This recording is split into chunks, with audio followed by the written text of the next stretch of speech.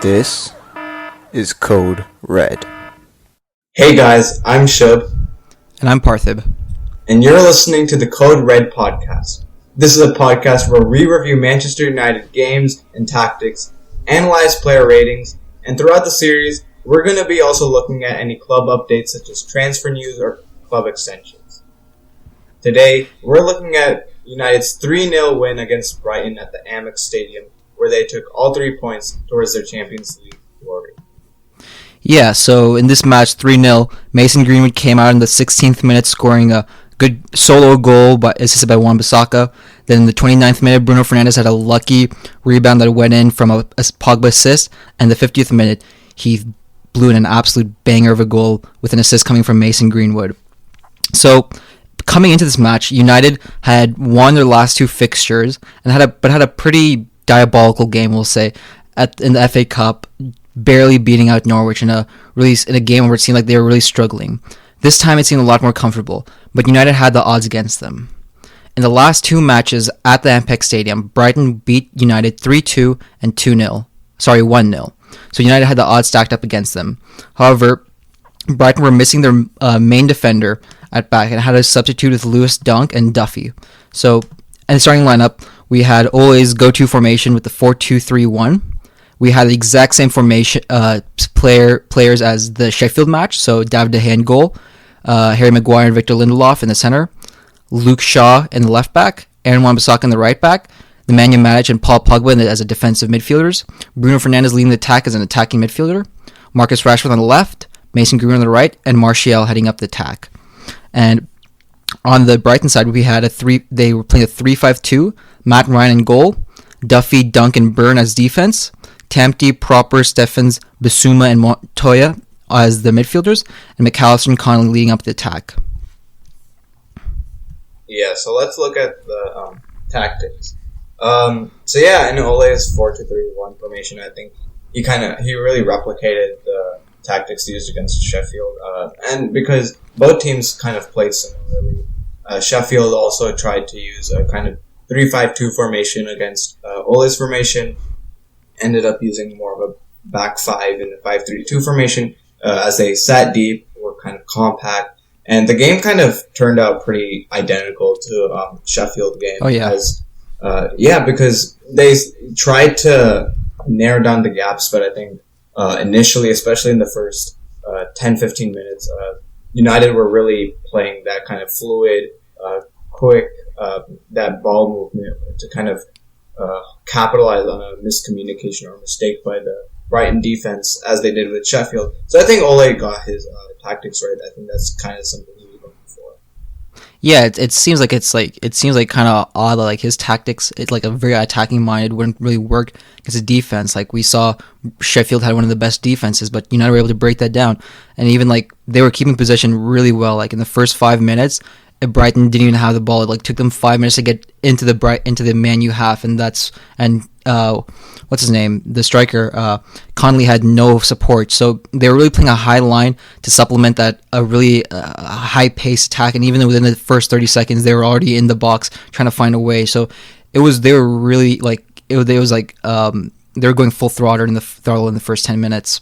Yeah, I think United they like to play that quick short pass, and then if they can't find an open space, generally they'll kind of feed it off to the wing, because they'll commit so many bodies to that kind of middle section of the final third and like a couple of bodies into the box that you'll eventually find like Luke Shaw or Mason Greenwood, sometimes Wan-Bissaka, kind of waiting on the wings in case like the attack doesn't go through properly. They'd pass it out and then pass it back to the center back duo of either Lindelof or Maguire. So I think Maguire and Lindelof, you often saw them near the half or the midway line in the first like 10 minutes, or especially like when they were on the attack in the first half. So I think they really tried to maintain possession in Brighton's half and really try to pressure like push them on the high press and try to score a goal. And I think it worked pretty effectively. Yeah, I mean, within the 6th minute, we saw Man U being able to split the defense open with a nice ball from Bruno Fernandes to find, I think it was Rashford, but Matt Ryan came and picked it up.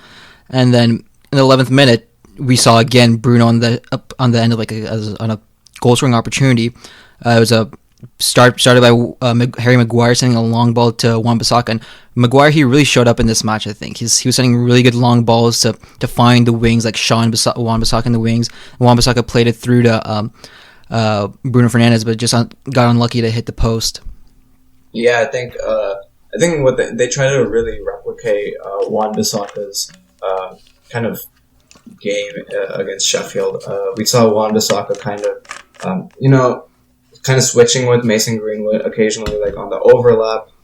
Shaw would do similarly with Rashford. But I think Shaw and Wan-Bissaka, they really made some overlapping runs. I think you'd see Wan-Bissaka pass it to Greenwood, and then he would kind of run into the box, kind of not directly middle, but kind of like at an angle to kind of get an overlay pass to cut it back in.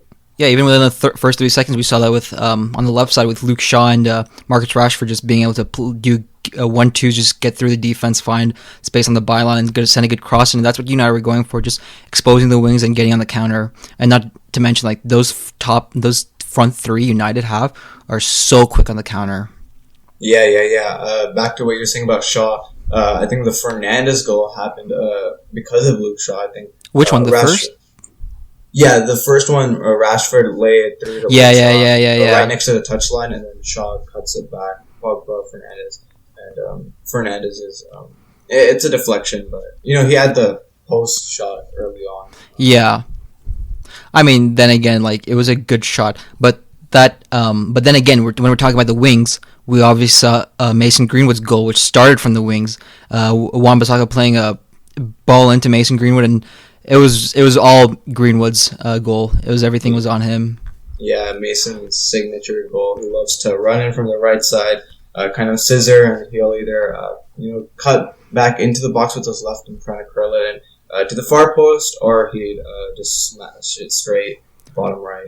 The near post shot isn't easy at all, and he got it down well. Like at first, when I actually the first two goals, I really didn't believe it was a goal. Like it was pretty nuts. Like, oh, he hit like a near post goal, but it was a good goal, a very good solo attempt from him, and it gave again United the confidence they had. They were just a very confident team showing up today. Pogba, Fernand, Bruno, and then Matic were controlling the midfield very well, which allowed Rashford, Martial, and Greenwood to have more like freedom up front to come back and start on the counter, which we didn't see much in the last match against Norwich, because I think they're just missing that midfield stability that those three bring to the game.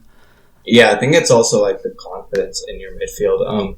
Rashford, Martial, and Greenwood, they can trust Bruno, they can trust Pogba, especially Matic. They can trust those three players to get the ball back and be looking out for them to cut it or thread a pass through that defense. I know Bruno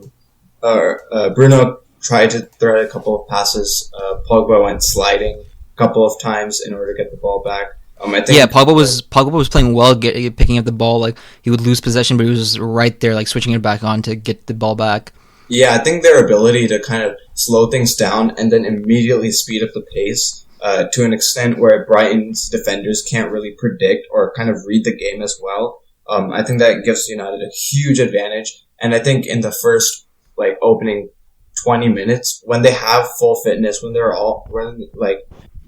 game hasn't even started, they can really use their pace to get that first goal, which kind of sets a mentality for the rest of the game and kind of like the momentum. So I think United's ability to kind of control those crucial 20 minutes and kind of set the pace allows them to kind of dominate the first half and then kind of go into the second half more ease.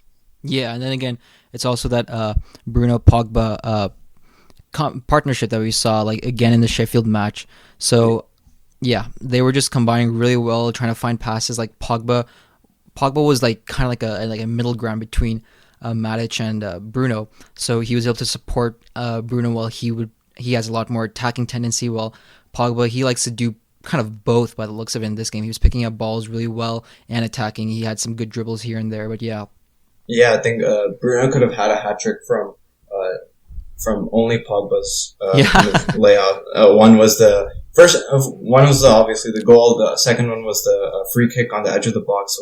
The free kick wasn't that great. If he had a bit of topspin, he could have gotten it down. Yeah, he couldn't keep it underneath.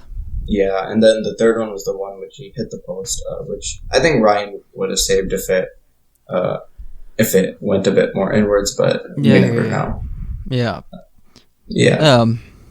So then again, we what we saw was that with Brighton was that they were like in the first 20 minutes where it was just an onslaught of United attack. They were just trying to sit back and maybe play a good ball up to Connolly, but it's just it's so hard to do that when you've mainly got two guys up forward when you're facing a guy like Slabhead. Like he's a strong, aggressive midfielder, and this was one of the better performances I've seen from Maguire. He was able to control the ball well. He was playing some good passes.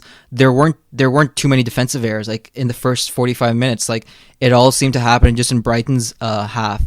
And just like the commentator said, it was pretty much just like a practice match, on the training grounds for United. They were holding the ball really well, just knocking it about. And I think it's because of not only the stability from Matic, but also that they know that Lindelof and Maguire are going to be there to back us up in case worst case scenario. Yeah. Yeah, I think United's kind of that trust in that team. I mean, they're kind of established themselves as the starting 11 in a crucial match or in any league important match to say. And so that kind of trust between them, Rashford, Martial, and Greenwood, they know that Bruno, Pogba can find them. They can bend those long balls to kind of lay it off to them so that they can get that one quick one-on-one on the goalkeeper. Or if it's a quick succession of small and short passes, they kind of have that trust. And also with the back line, it's very risky to play your center backs at the midway line. But I think it's crucial to the way United's playing. I mean, if they're going to keep recycling the ball and try to maintain it in Brighton's half to capitalize on that mistake, they kind of need their center backs to kind of push up. So I think with the experience that Maguire brings, I think he really leads this defensive line really well.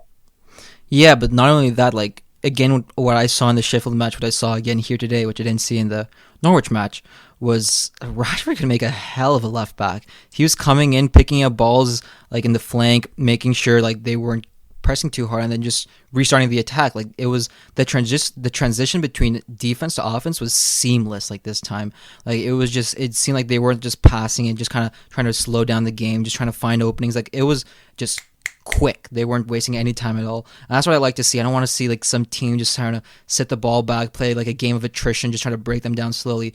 Man Uni's playing a really exciting style of football, and it's really exciting to see what they can do. Yeah, it's a very risk versus reward style of play. And I think the kind of understanding of different positions, it's not only required that the forwards understand each other, the midfield understands each other, the defensive line understands each other, but it's that kind of transition from the defense to the offense or the offense to the defense, which is really critical to how this team plays. I mean, we've seen a lot of overlaps between Shaw and Rashford. I think in the Sheffield game, it was a bit subpar. I think Shaw and Rashford they would stand very close to each other, just give it a 1-2 and then try to pass it back out or try to hopefully find someone in the middle of the final third. But I think today they were really showing those runs. And I think that also comes with easing into match fitness. I mean, after 100 days of not playing, it's kind of hard. But I think Luke Shaw is getting back to his match fitness and his ability to make those long runs in the box.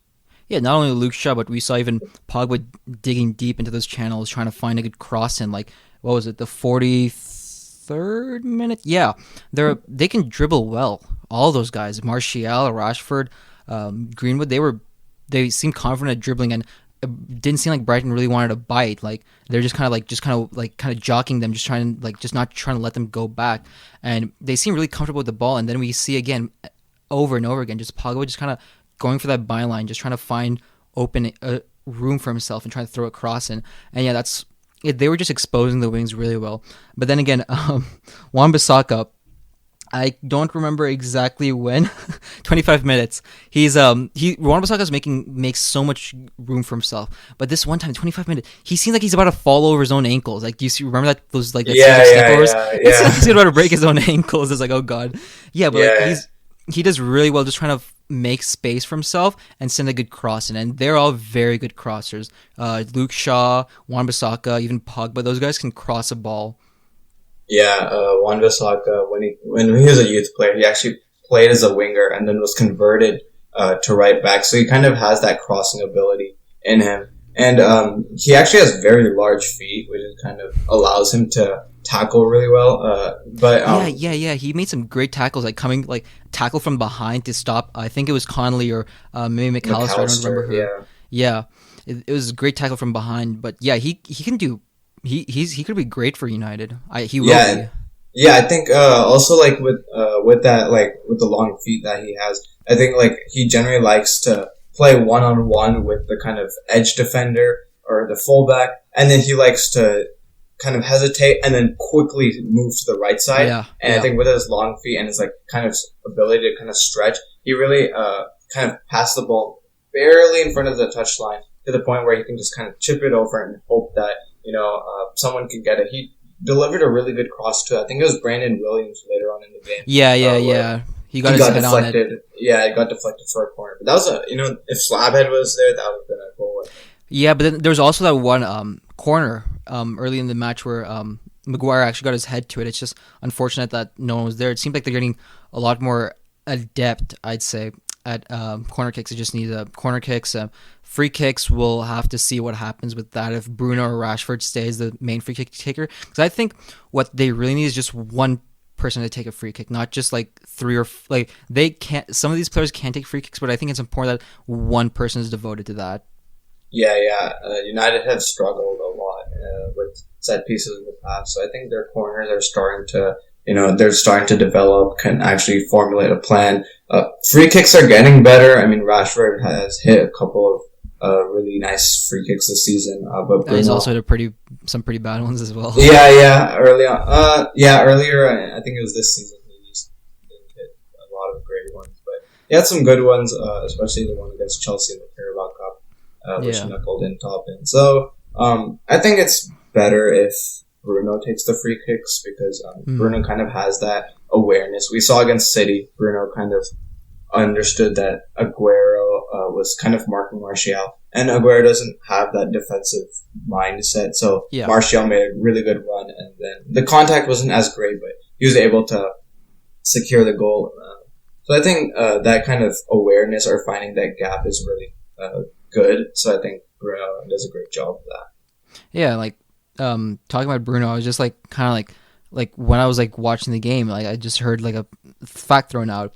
19 shots Bruno took outside the box in the last 7 Premier League matches, and like I just really he's losing the possession too many times, and then he pulls that one goal out of the locker, and I was like, okay, I'm sorry for saying that, but like I think he needs to, if he really wants to get good at free kicks, he really has to devote a lot of the time in the practice, because there's no point giving away so many shots when they can maybe spread it wide and find a good cross in.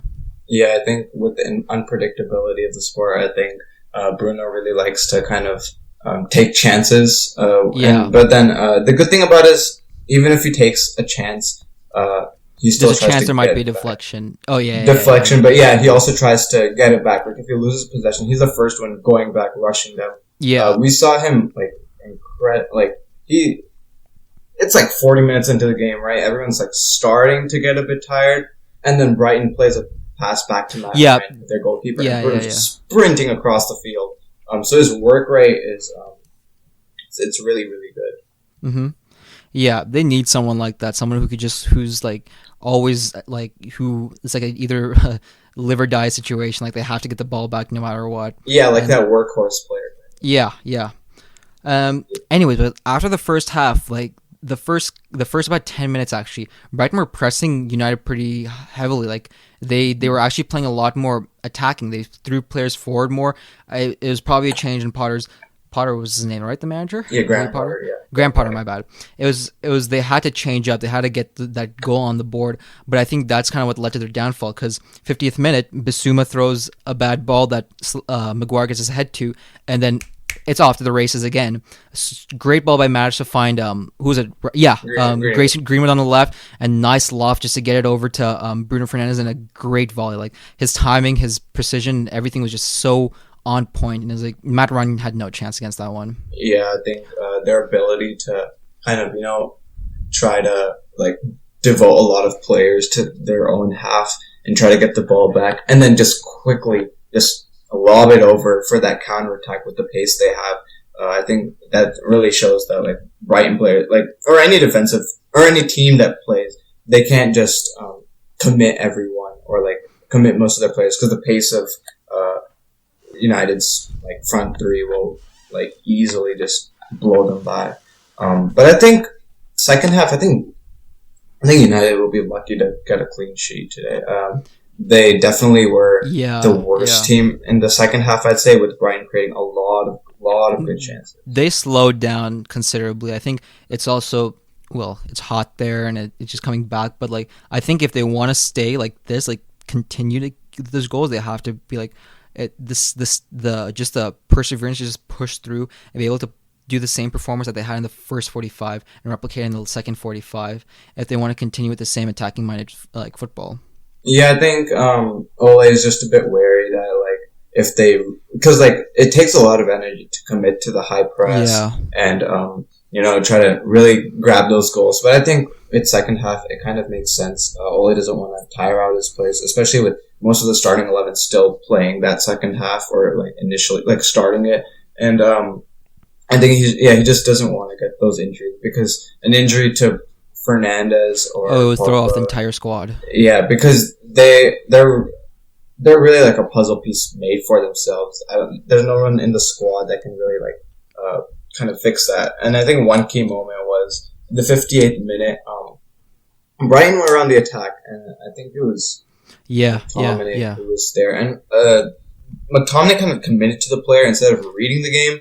But that's what left a player like all the way. Yeah, and so then Matic kind of like played man on the player. He followed him through that kind of through ball and was able to kind of get the ball. I think it went for a corner, but United would have. No, that was it was too close. It came closer to De Gea ended up picking it up. It was a pretty poor pass by. Connolly. Yeah, there were multiple instances of that one. One of them, I think it might have been. I'm not sure, but one Brighton player made a run into the box, and so they played like a through ball, but then Matic was able to secure it. But yeah, there was that one where the left cross, I think what you were talking about. Yeah. That's what I was talking about. Yeah, they just committed too many players to one player and left everyone open. I think it's just after such an attacking first 45, it just takes some time to like transition into the defensive mindset, and just committing that many players, it's the one thing, it's the biggest rule in the book. Don't commit so many players to just one person if you're on defense, and they almost got exposed by that. They just got lucky. Lady Luck was on United's side. That's all I'll say. Yeah, I think also in the beginning when it's 0-0, it's like grabbing that first goal, right? It will put you up. But I think with the 2-0 lead, United don't really have to commit too many bodies forward because Brighton were looking to attack. They're not going to just sit back the rest of the game. Yeah. They're actually trying to gain 3 points, or at least try to like level it. But if they commit too many bodies forward, I think Brighton will just try to get that lucky chance and then, hit them on the counter. Kind of like what United likes to do against the Big Six. And so I think United... they kind of like slowed it down, kind of let Brighton play in their own half. So I think, I think.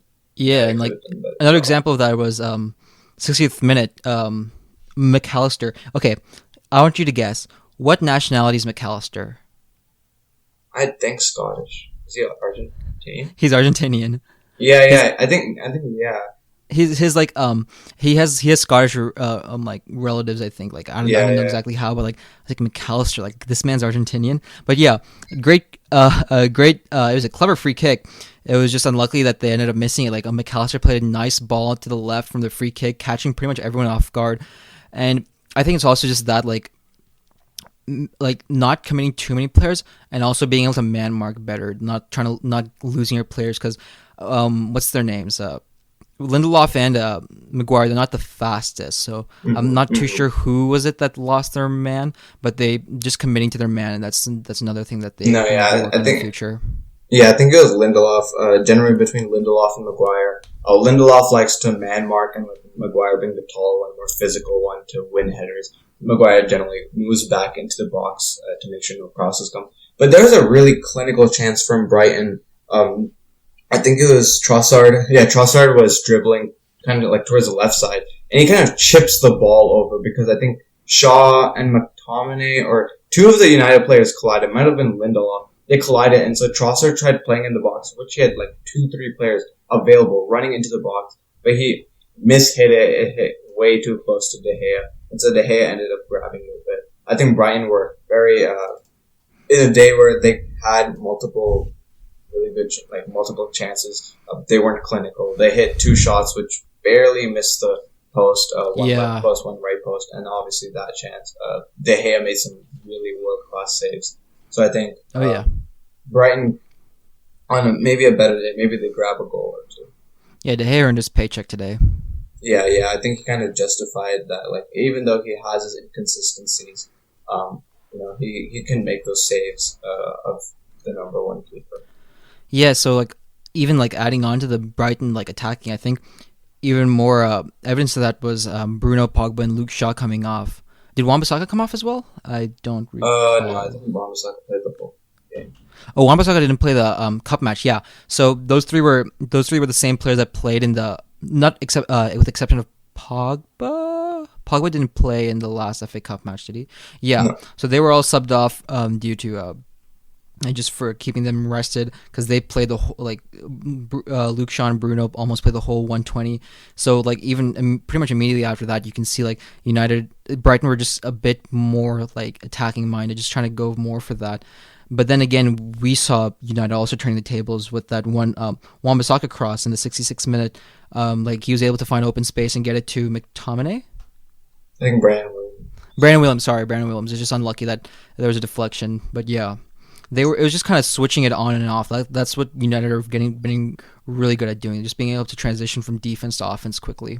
Yeah, I think Ole was also pretty smart with the substitutions. I mean, Bruno's been playing games week in, week out. So to take them off at the hour mark was really smart for United and also my fantasy team. Because if he took him off a minute earlier, I wouldn't have gotten those clean sheet points. So, thank you, Ole Solskjaer. Yeah, I guess we can move on to player ratings. Yeah, sick. Let's start off from the back. We'll start with De Gea. What did you give him? 7. 7. Yeah. Okay. What'd you give him? I give him 7.5. Okay, 7.5. Yeah, he made some first half really nothing to do. He really didn't have anything to do. It was all playing Brighton half, but second half he made some good saves. But apart from that, nothing really bad to say about him. Yeah, I think he had a good day. He didn't really have anything bad that he did. So I think, but I mean, if he was tested more, I think we would have rated him higher. But with only the couple chances he was given, I think 7.5 is fair. Score, Wan-Bissaka. Wan-Bissaka, today I'm going to be generous with the defenders. 8.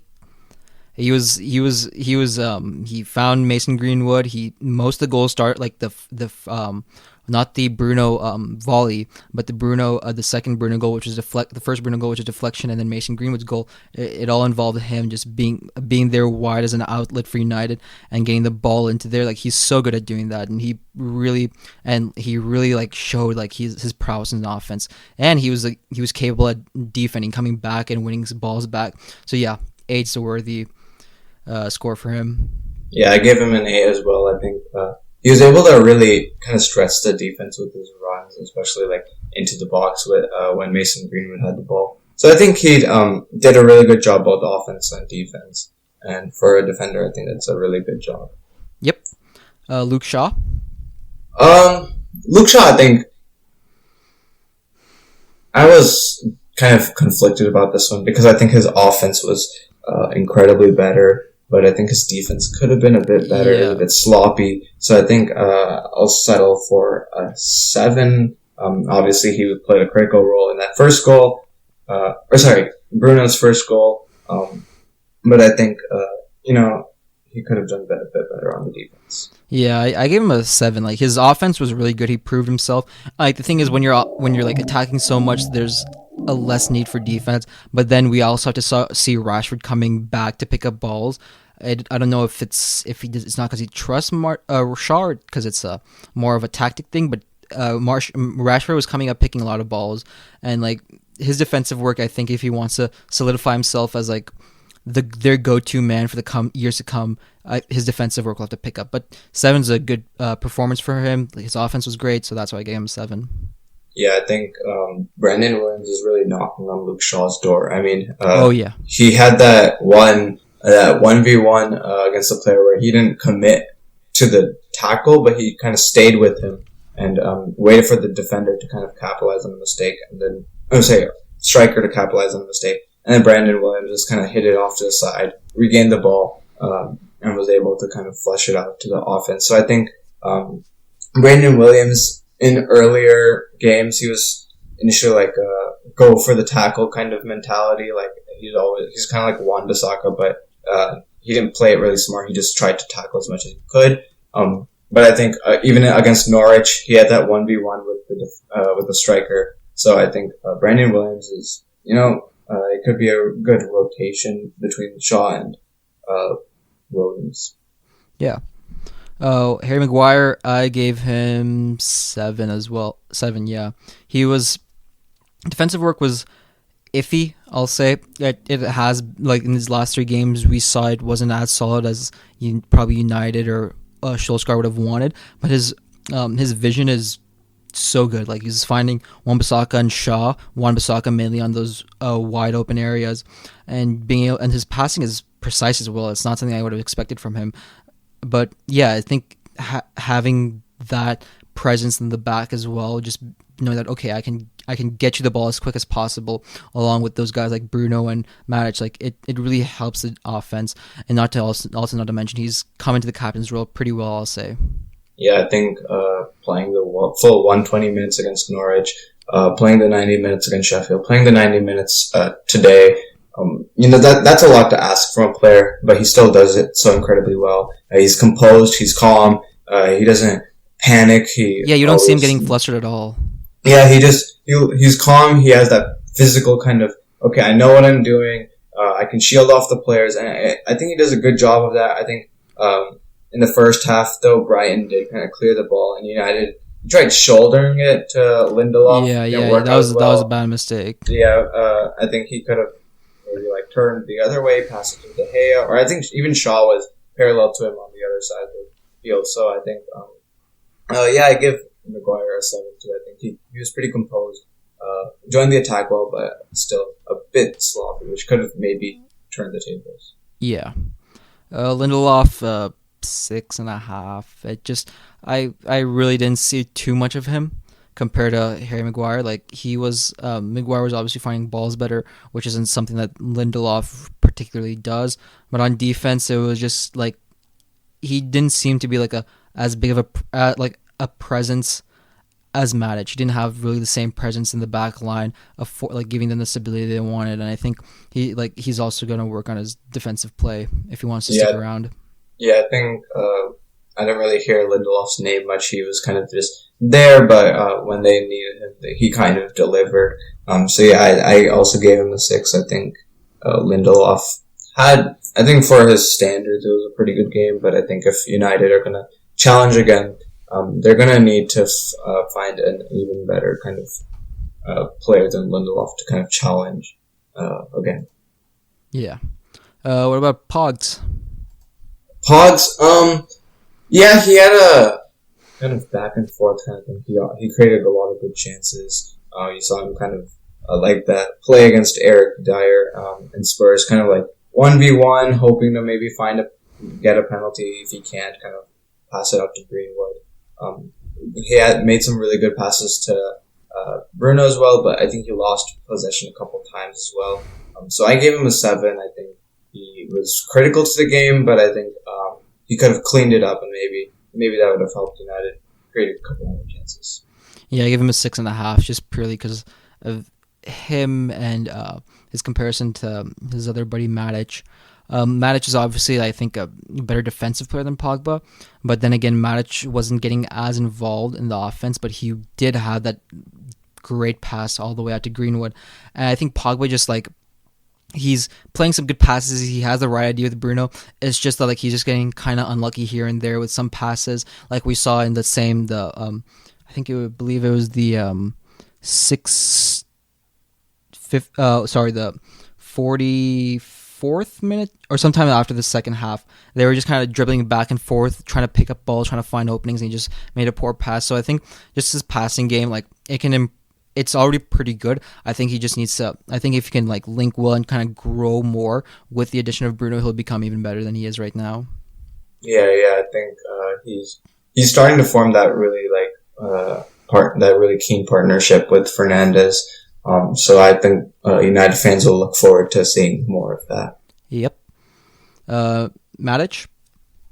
Matic, I think, incredible. Again, he was very composed. Obviously had that amazing pass to Mason Greenwood, and Bruno Fernandes' his second goal.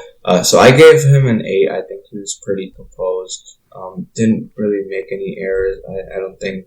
I think Matic, he's really composed. I honestly thought Matic would sit this game out. I think Bournemouth are a much more like compact team, and so breaking them down would be a bit harder. So I thought McTominay maybe starts over Matic for today. But I think with the quick succession of games that he's played, I think he's done a really good job.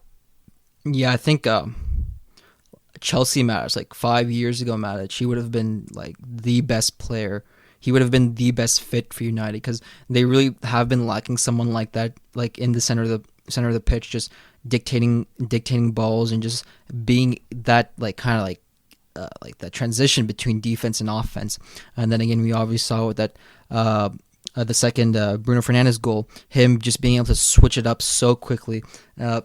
United have always needed that. So, and he just gave a solid performance. So garners is 7.5 for me. What'd you give Bruno? Bruno, 8.5. 8.5? 8.5, dude. Like, not only did he get goals, like as a midfielder, like that's admirable, but he was also dictating play really well, just setting up balls, taking shots, and like just being a pain in the Brighton defense. But yeah, I'm gonna be really nice to him because I still wish Barca picked him up. But yeah, he played well. He deserved it. Yeah, I gave him a 9. Oh, okay. I mean, he obviously had the 2 goals, but I think he really dictated the tempo, which allowed United to get those goals, kind of maintain their attacking mindset. Because I think what we've seen in the past is United start out like attacking for the first 5 minutes, and then no one really like, okay, we need to attack more. And so they just kind of like pass the ball around, start to play it laterally. They kind of, they don't realize like the time just goes by and boom, like they're already 0-0 draws first half, and then the other team comes out. Okay, yeah, we can still maybe grab those points. And so I think Bruno, he really kind of asked other United players to kind of keep on pushing, keep on pressing, and he also displayed that through his work ethic. I think it was his 8th goal contribution in 8 games, 5 goals, 3 assists. United have extended their 15-game streak. Oh yeah. So I think he's like I see him as like as a more attacking minded Conte. Mm-hmm. Yeah, I think he really bounced back. I think like we said that like his game against Norwich was probably his worst, but it wasn't bad. I think what he did today was a lot better, and that might be because of the players he was surrounded by. But I think he had a good game. Yeah, that Bruno Pogba combination, it can be a lethal combination in the future. Just excited to see that. Mason Greenwood, my boy. I gave him an 8. Oh, okay. I think he's 18 years old. No one asked him to score 13. Yeah, this is his 13 goals as an 18-year-old. Yeah, and in all competition, it's the 6th in the Premier League. I think he's just done a wonderful job. He understands the game well. I think his confidence is what I like most about him. I mean, most players are kind of afraid to go one-on-one against a defender. But I think that's what Mason Greenwood does best. I was so surprised by that goal. I was like, damn, he really took it by himself and did it. I was fully expecting him to pass it, but like I kind of leapt out of my seat like when I saw that goal. I was like, he actually scored that. I didn't believe it. Yeah, Mason Greenwood in the youth academy. He used to play as a number 9. He had he had 40 goals, 20 assists or something as a youth player, and he used to play in the U17s, 18s, 19s, 23s. So he's had that experience with like playing with more physical guys. So I think like his eye for goal is just allows him to constantly look up and find that little like space. And he's done it on multiple occasions. I mean, his first goal against Sheffield, he was kind of running into the box with the cross, got that edge touch. Everton scored bottom right, Norwich bottom right, Newcastle that top bins, Watford that top bins crossbar shot. So I think he can really develop as an amazing player for Manchester United. Yeah, I think they ought to give Greenwood the number 8 jersey instead of Juan Mata, which, speaking of which, I think he gets an 8 as well. Like, just the confidence he kind of like extruded, it was just great for United. It's what they needed. And that first goal is everything that United needs, nothing less. It just gives them that confidence boost, and it's just the mentality and the mindset that, okay, we've got it in our hands, let's just go for it full. Mm-hmm. Definitely. Marcus Rashford? I think these past couple of games, Marcus Rashford has been a bit quiet. I mean, compared to his previous, like before the lockdown, and that might be due to injury, but I think the style of play has also changed, and I think it benefits Marcus Rashford, but he hasn't been really able to kind of solidify his role in that kind of play. Not like starting or not starting, but I think what he has to do, I think before the lockdown, before this fluid movement that United used to play, he used to go more one-on-one against the defenders and maybe like sit back and hopefully score on the counter-attack. So it was more like a one-man show, partially because Martial was also injured. And on the right flank, they had Daniel James, who doesn't really provide that technical striker type ability. So I think Rashford has been a bit quiet. I gave him a 6. I think he didn't get on the score sheet, but I don't think he created that many chances either. But he did try to like maintain possession in that half, obviously by sliding a couple times. That might be because of tactics, but I think he found some good balls. Yeah, I gave him a 6.5. Like, he's dropping back well. It's just that in that final third, it's just like he kind of needs that goal, I think. And again, I'm coming back to it so many times, the confidence. Like, if he scores that goal, I think if he had scored that goal against Sheffield, it would have made all the difference, like today and maybe even against Norwich when he came on. But yeah, 6.5. He's dropping back well, picking up balls, but I think it just has to be a bit more lethal in the last third. Yeah, I think Ole might have maybe asked him to maybe sit more outside because of his like kind of lack of clinical finishing currently, and with the current situation, United can't afford to draw points. Like they can't even draw; they must. They have to win the rest of their games. Yeah, if they win all the rest of the games, they tie their worst record in the Premier League. Oh God.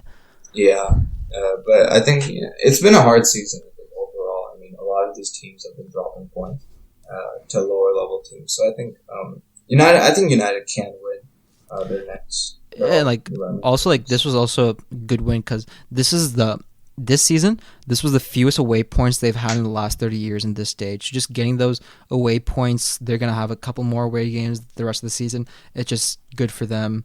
Yeah, I think they've only had like four away wins. Yeah, so they really need to capitalize on these away wins. Like they're doing well at home. It's just that these away wins are really killing them.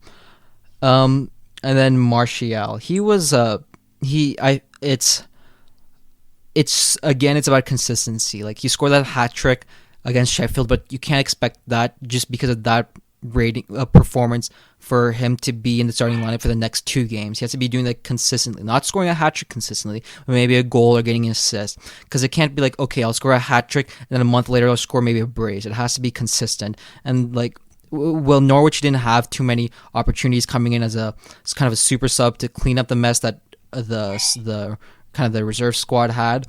But I think today, like he had everything going for him. He had Bruno backing him. He had Rashford. He had Mason. He had pretty much the best squad he could ask for. It's just that he just needs to find more space open. And even in that opening minutes, Luke Shaw had the ball played into him, and he tried to turn, and he lost possession. If he had let that go for Bruno, it probably would have ended up in like an even earlier goal. But there's obviously no way you don't have eyes behind your back. But yeah, I think it's just he has to be more consistent. So I gave him a 6. Yeah, I think throughout the season we've kind of seen flashes of Martial. The first game against Norwich, right? Rashford played a backheel pass, and then Martial just dinked it over Tim Krul. And then we've seen him score some critical goals, like their draw against Wolves, their second game of the season. Obviously, their hat-trick against Sheffield. Against Partizan Belgrade in the Europa League, he scored like a really nice solo goal. So we've seen flashes of him, but I think Ole probably wants consistency from him because he's going to be the starting number 9 probably for years to come for United. So I think, but I also think United do have kind of goal scorers in numerous parts of the field. Like Bruno can score, Pogba can score, Rashford, Greenwood, Martial. So it's good to not have all the burden on Martial and Rashford to score. So that kind of leaves that unpredictability for defenses that they can't really just keep focus on the strikers. They have to kind of make sure that the ball doesn't get played into a certain space or like into that box. So I think that makes it hard for defenders. But I think I think Martial continues to get maybe 5 goals in the remaining. We'll get whatever 7 games they have in the Prem. Yeah, 6. Yeah, it's just consistency. That's what matters for every striker. There's always good strikers that you see. It's just that they're not consistent enough, and it leads to the downfall more often than not. We saw with Freddie Adu, Robinho, Alexandre Pato. They were great players. It's just like they weren't consistent enough. I would really hate to see that happen with someone so good and so strong, and like just all around a great player like Martial. Yeah.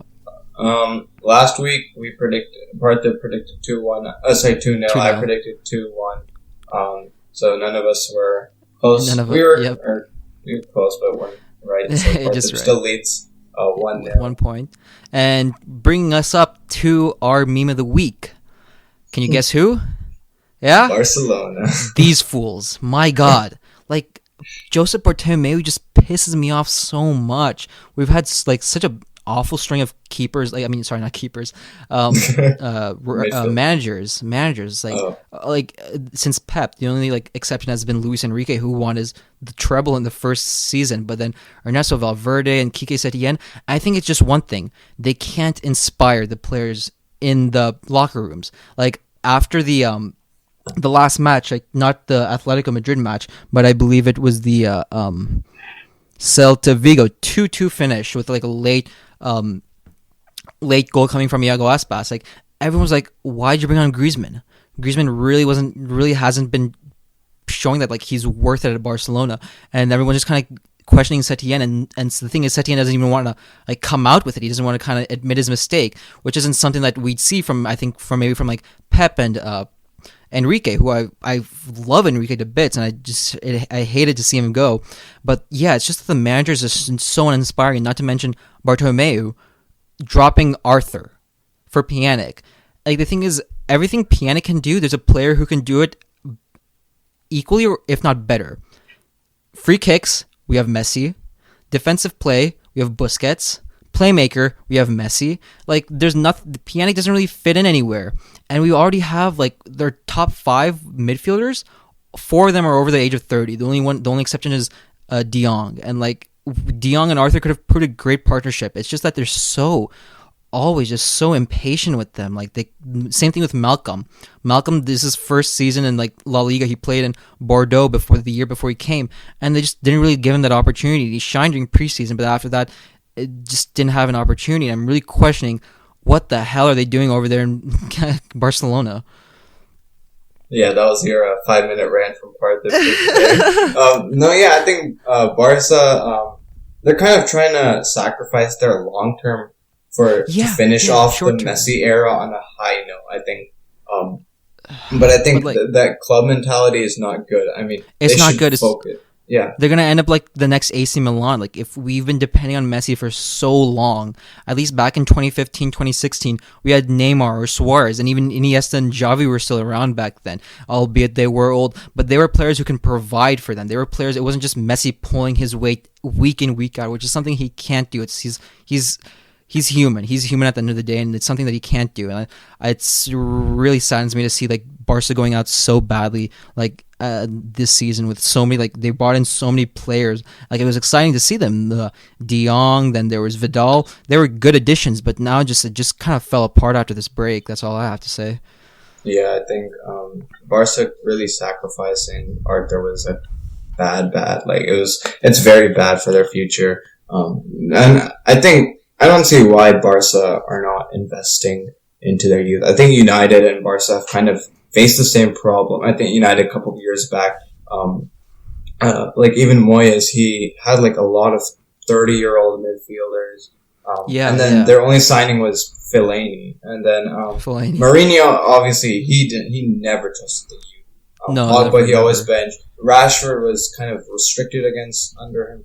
Matic was kind of the perfect time, but he was still kind of dug into the ground by Mourinho. And I think Ole is really like contrasting that. I mean, he's given James, Rashford, Martial. I mean, this is the youngest team in the Premier League, and they have so many academy graduates. It's Pogba, Greenwood, Rashford, McTominay, and so he's really like trusting that Brandon Williams, and I think like on that's that the note, that's the huge difference between like someone like Setien and Valverde versus Ole. Like Setien and Valverde have the best squad on paper, bar maybe Madrid or PSG, I'll even say, or even City. But like, it's one thing like having the best club in the world. It's another thing managing them. Like, you can't expect just Messi to be able to pull through and get you performances every time. And that's what everyone thought. Like, just on paper, if you weren't a Barca fan, it seemed like, oh, Barca's doing great. But it's just that Messi was just pulling his weight every day, and there was nothing. And like, there's like, if he doesn't want Barcelona to lose. He's obviously like loves the club, like the bottom of his heart, doesn't want to see them lose. But then again, he has to know like there has to be more people coming in to support him and support the legacy of the club and the future, and they're just not bringing those players in. It just hurts so much. All I want to see is just a Champions League win. Yeah, I think Barcelona, they're kind of lost in terms of their style of play. I mean, United have been pretty much lost this whole season until now, where they're kind of showing that fast, fluid movement. I don't know how many times I've said the word fluid to describe their style of play. But yeah, I think Barca, I think they need to invest in La Masia, like in terms of like promoting their youth players. They have done that. They bought on Ricky Puig, they bought on Ansu Fati, but it's just like they haven't, like, Ricky Puig should have been starting instead of Griezmann in the Bilbao game. Like, they tied 0-0. And like, he's just that they're not. Setien and Valverde especially never trusted them. He just said like, okay, we'll go with our top squad and we expect them to do everything, but that's not how it works. Anyway, I'm done with that. I think showing glimpses of the players won't really do much because they can't show their technical ability in this. Brandon Williams, when he first came in, he was like pretty raw, right? He wasn't making the right tackles and all that, but with experience, with game time, like now he's making those critical saves, which is saving the United from dropping out of the FA Cup or dropping points in the Prem. And I think Barca should really invest a plan for these youngsters. I mean, they should develop like maybe like try to get these kids at least like 5 games in the season or more. And I think Barca, they've kind of fallen quite far from the team they were even 3-4 years ago. But I think once Messi goes, they've got to think ahead, because once Messi leaves, they don't have anyone else to rely on. They have no one. Yeah. Okay, so aside from that grim topic, next match, Saturday, 7 a.m., Man U versus Bournemouth. Man U's 5th place now. They've overtaken Wolves. They're 9 goals ahead on goal difference from Wolves. 2 points from Chelsea, 3 from Leicester. So if in a perfect world Leicester and Chelsea win, even if they win, even if they lose, United are still going to be sitting 4th, Leicester ahead by 10 goal difference. So yeah, I think what they really need right now, United, if they want to make the top 4 seems, top 5 seems manageable right now. It seems like clear in the future. Top 4, they really need to show up against Leicester and just pray that Chelsea slip up once, because United at this point, they can't afford to slip up anymore. Yeah, I think United are hoping probably that Leicester loses a game because United's last fixture is against Leicester at Power Stadium. And Leicester has a very hard run of games. I believe they play Spurs. They play Everton tomorrow. They play Spurs, United, and I think James Maddison might be injured.